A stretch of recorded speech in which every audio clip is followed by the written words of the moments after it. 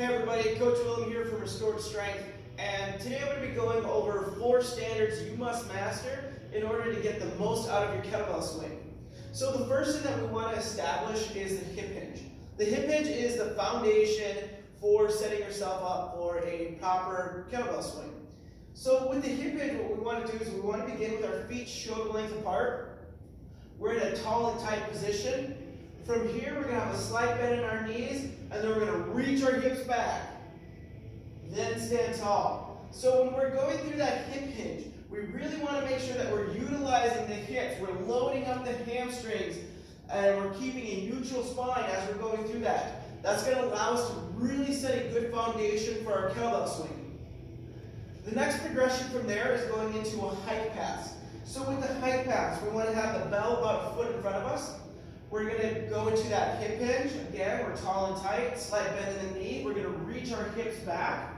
Now from this position, I'm going to tilt the bell towards me and break the handle in half. I'm keeping my chest up, my eyes forward, and I'm just tossing the bell high into my thighs.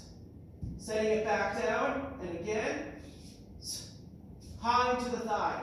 The reason that we're aiming the bell high into the thigh is it's, again, loading us up in a proper position. Our next standard that we're going to have to master to understand the kettlebell swing is the kettlebell deadlift.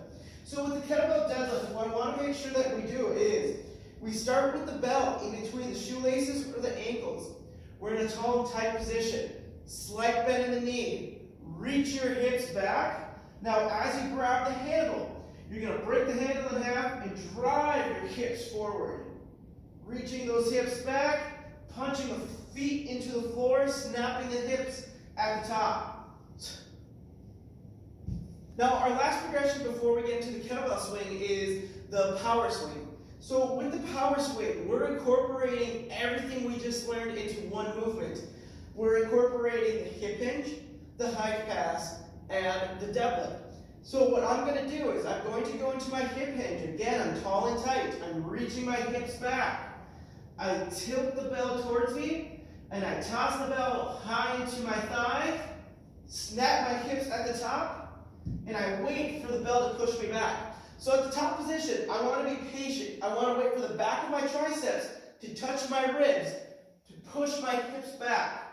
So again, I'm going to get into this high pass position. I'm going to explode into that deadlift, wait for that bell to push me back. Mastering these 4 standards will allow for you to really own in on the kettlebell swing. So after you've done a set amount of reps with the power swing, you go ahead and progress into the consecutive swing, meaning non-stop with your movements. So go ahead and give these a try. If you have any questions, leave a comment below.